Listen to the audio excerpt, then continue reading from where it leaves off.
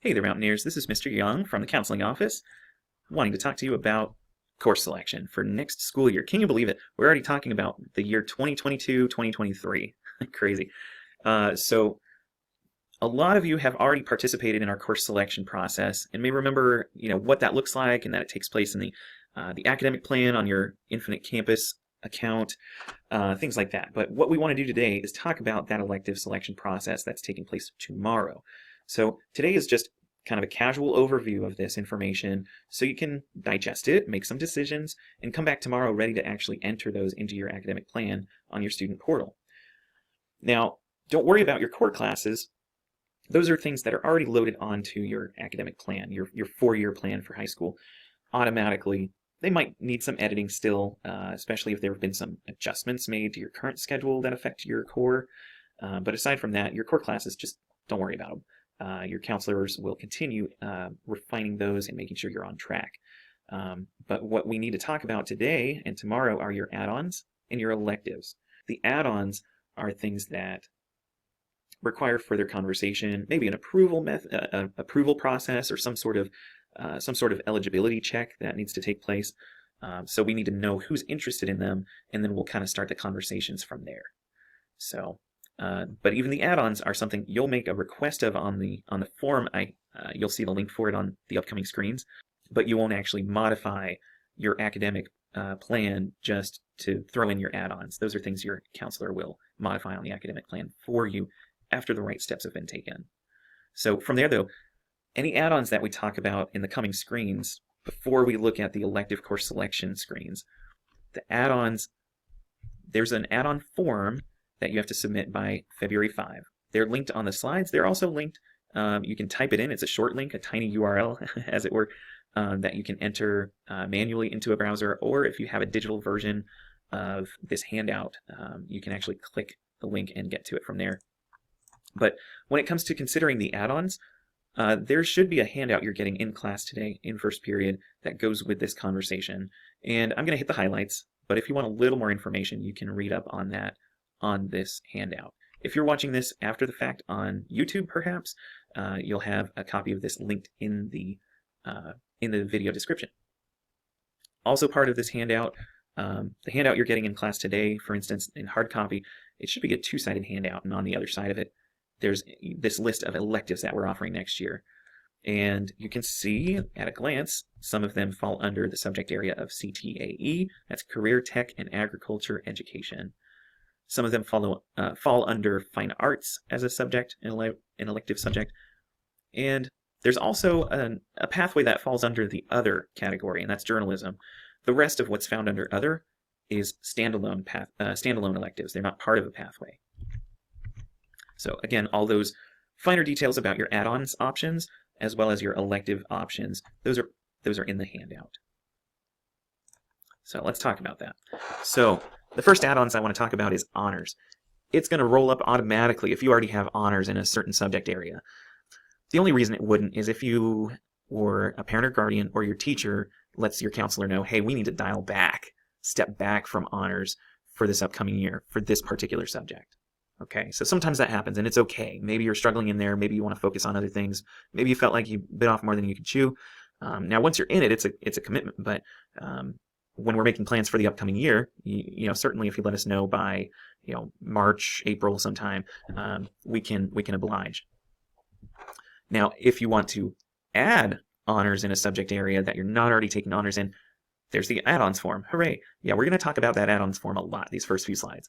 But now, unlike some of the other add-ons, the add-ons form is the only honors application method. You need to, if you're interested in adding honors in something you're not already taking, you've got to use the add-ons form, and it's got to be by the time the add-ons form closes. And again, that's February 5. Okay, so you have a little time, even cutting into the weekend, if you need time to decide, maybe talk it over with a parent or guardian before submitting that. All right, and honors is a step up from regular core. That's if you need a higher challenge, honors is the way to go. And if you want to take it a step further in rigor, you could opt for dual enrollment. Now, there's an application process and eligibility requirements for that we can talk more about, but to get the process started, let's just talk about what dual enrollment even is. And that's an opportunity to take college classes in high school as part of your high school schedule for free, while earning credit in that class at both levels. How about that? Now, since dual enrollment is typically going to take the place of your otherwise typical grade level core classes, you don't really need to worry about it for tomorrow's course selection entries. But if you're interested in dual enrollment, though, let's get that conversation started if you haven't already, and fill out that add-ons form and express interest in dual enrollment. That's particularly if you haven't already gotten on our dual enrollment counselor's radar. That's Tammy Watkins. If you haven't already let her know in some way that, hey, I'm interested in learning more about dual enrollment for next year.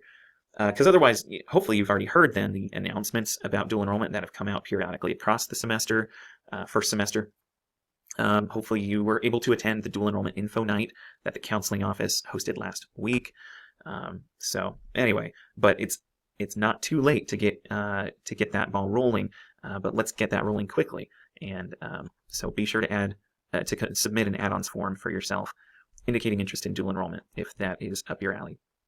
Now, just in case, if you don't have honors in a certain core subject and you are wanting to do dual enrollment instead, please do yourself a favor and also apply for honors in that subject area. That way, if dual enrollment doesn't work out, honors, you'll have already met the deadline for the honors application through the add-ons form. It's the same form that gives you an opportunity to express interest in all these things that are part of the add-ons package. So, it's not submitting multiple add-ons forms. You can do it all in one stop. And again, that just kind of future-proofs it. If dual enrollment falls through for you or in a subject of interest, you'll have honors as a backup already ready to go. All right, from there's a few different ways that you can handle your world language credits. Now, it's not actually a high school graduation requirement that you take Spanish, but we automatically load it to 11th and 12th grade schedules and course plans because it's a common requirement for admissions to a Georgia public four-year college that you get 2 credits in the same world language. So again, we're going to auto-load that to your schedule and course plan until you tell us otherwise. That's because we want to help keep your options open. We know that not everybody has their plans after high school mapped out already, and that's okay. Again, we want to keep your options open, and if you want to change your method of handling world language, here are a few ways to do that. One of those is, if you're already fluent in Spanish, consider testing out. You can get credit for what you already know. Now that test is on the computer through the Media Center. It takes about an hour. It tends to be on formal written Spanish and also trends towards the European Spanish dialect. And so that throws some people off if they've grown up speaking a different dialect of Spanish, or maybe if they're used to speaking Spanish but not formal written Spanish. So just know that going in.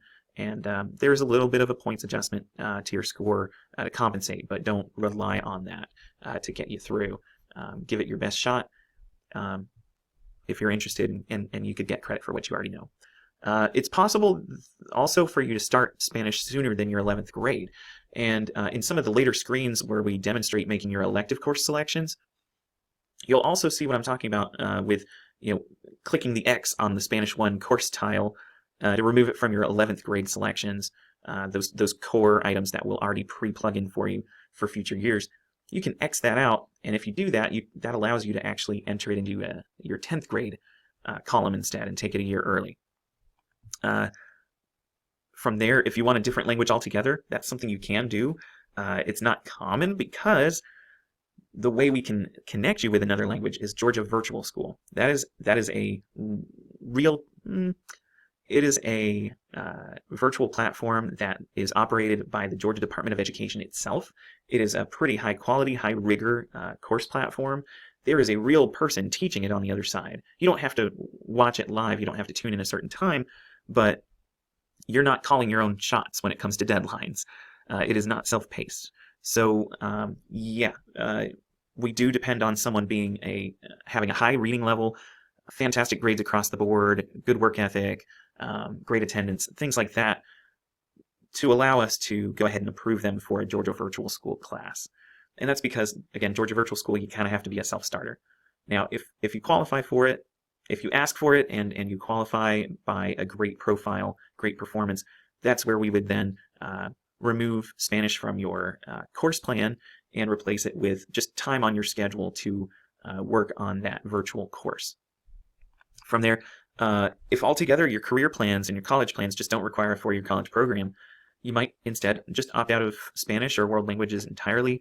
It does come at the risk of limiting some of your options for after high school, or some of your higher education funding options for some scholarships and whatnot. So if you do go that route, certainly express interest on the add-ons form, and we'll follow up with you about the Spanish opt-out form, which basically covers some of the talking points I just covered. How it's not a graduation requirement, but it could limit some options later. And that form you would also bring home for a parent or guardian to sign, just so we know that everybody's on the same page. All your key stakeholders in life are on the same page about what you're doing when you opt out of Spanish. So again, of these options, starting Spanish sooner than junior year is something that you can directly modify on your course plan yourself. But aside from that, Spanish test out, a different language through Georgia Virtual School, or opting out of Spanish, those options you can express interest in through the add-ons form. All right, from there, this is not something you have to take action on, but it is something just to be aware of in general. For Hope and Zell Miller Scholarship, there's a few eligibility requirements, like for both of them, you need a certain academic GPA or Hope GPA. You also need, for Zell Miller Scholarship, which pays out more money for higher education, you need certain test scores, and they're quality test scores in SAT or ACT. Both of those parts of the Hope program, Hope Scholarship program, require that a student's earned 4 Hope Rigor credits.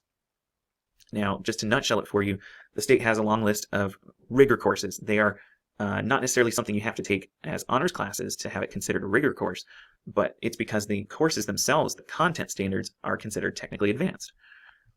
But, with the minimum of 4, I'm pleased to say that North Murray students typically take 5 anyway, just to meet high school graduation requirements and gear up for college readiness. And so, just something to be aware of in case you do choose to opt out or take some sort of alternative path in science or math. But you can see here a summary of the Hope Rigor courses that are offered at North Murray. And yeah, you're generally going to get 5 without trying. They're not easy, but you would need to try. But they're automatically basically going to happen on your academic plan for you. All right, from there, the last add-on I'm going to talk about is work-based learning and its younger, let's say its younger cousin, Office Aide. Work-based learning is for, and actually Office Aide as well, is for 11th and 12th graders only. Work-based learning is a state program that gives you high school credit recognizing the things that you're learning on the job that can't be taught in a classroom in terms of employability skills. And so that's, in practical terms, you could leave school early and you wouldn't have to necessarily report to work physically during those hours on your schedule. It would just be in compensation for the time you are spending, say on a school night, getting that work experience. If you're interested in that, of course, again, submit an add-ons form. So I want to emphasize one last time, the add-ons form is not something you have to fill out. What we need from everybody is elective selections. But if any of these add-ons are of interest to you, you can express interest in all or one or multiple, in between, through one add-ons form submission. Now, that younger cousin of work-based learning called Office Aide, it's not the state program, but more of a local program where you can, we can put you to work in the building for one of our offices or one of our academic classrooms, and you can help out as school staff, and that builds some employability skills as well, and potentially serves as a recommendation, a reference for a future job application. So that's pretty handy, but it's more of a local program. And in any case, work-based learning and Office Aide alike, those are for 11th and 12th graders only, and generally need to be a student in good academic standing, on track for graduation, and currently completing a pathway or have already completed a pathway. All right, now about those pathways. So this item here is where we're finally rubber meeting the road for the course selection process, where you have a direct input on your academic plan in Infinite Campus. Everyone must complete a CTAE, Fine Arts Journalism, or Advanced Academic pathway to graduate. Preferably a CTAE, Fine Arts or Journalism pathway. And in order to work towards that, your elective selections for the next school year must include a way, at least one way, to make forward progress on at least one pathway.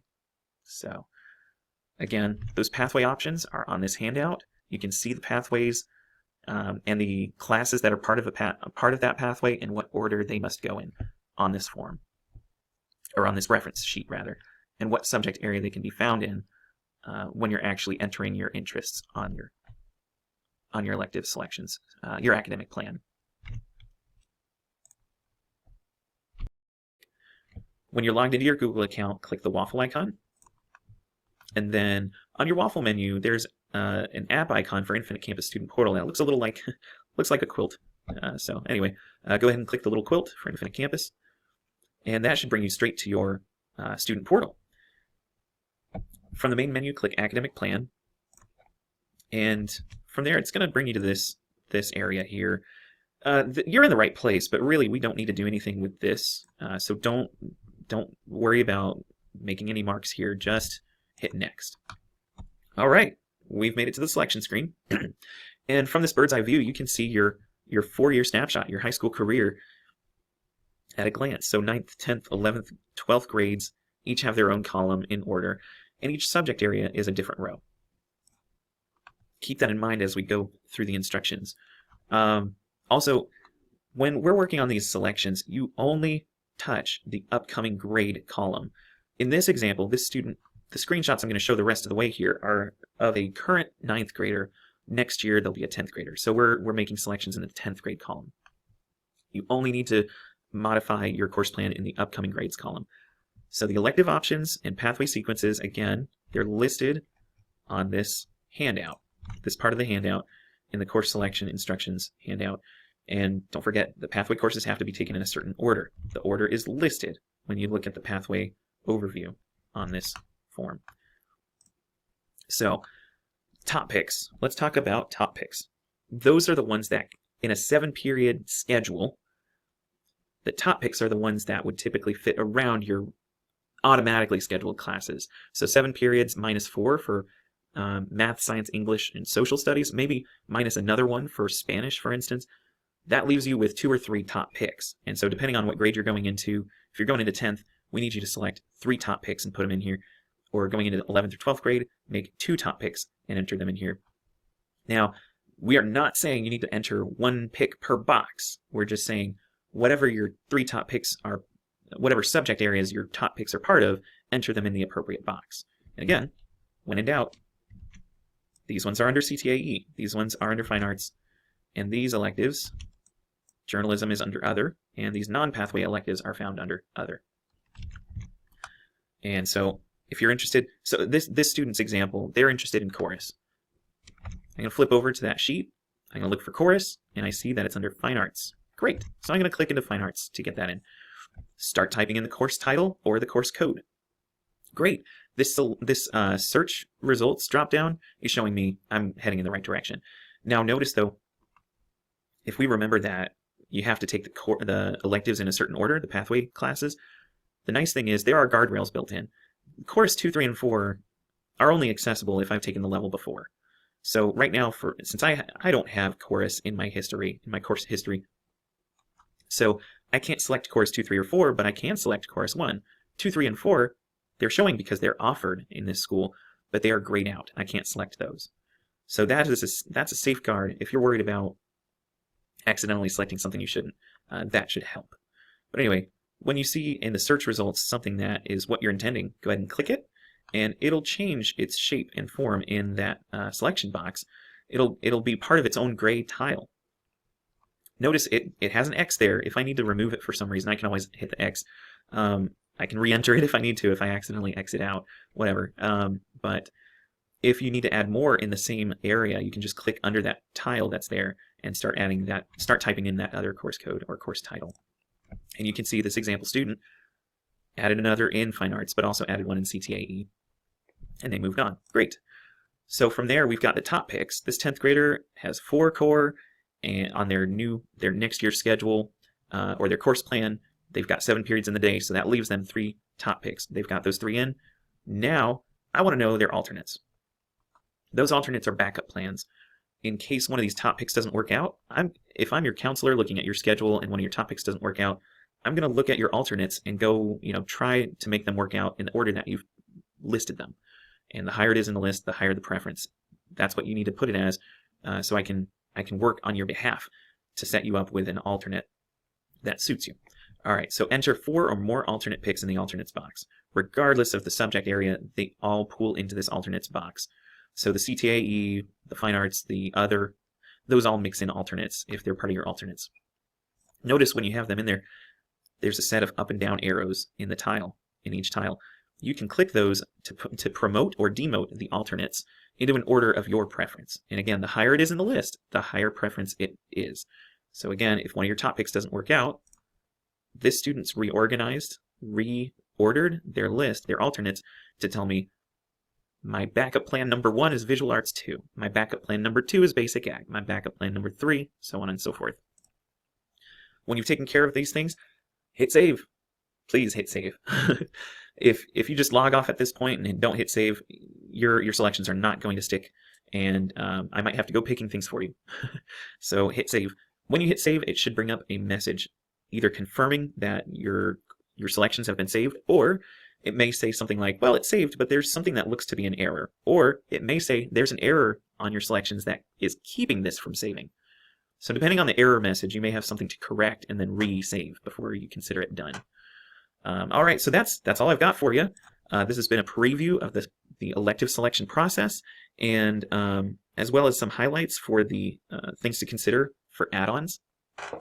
And again, the selections we're going to work on as a group tomorrow in advisement, another advisement 2 days in a row, yeah, to step through this process together.